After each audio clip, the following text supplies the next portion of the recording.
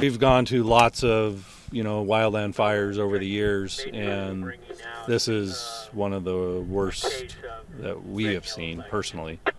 So it's pretty horrific.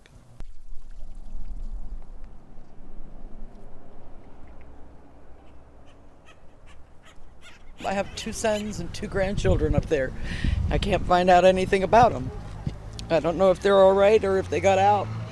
I've been to the shelters in Chico. They're not there. So I don't know where else to look. I'm just hoping they're coming down the hill and I'll catch them here. What a mess.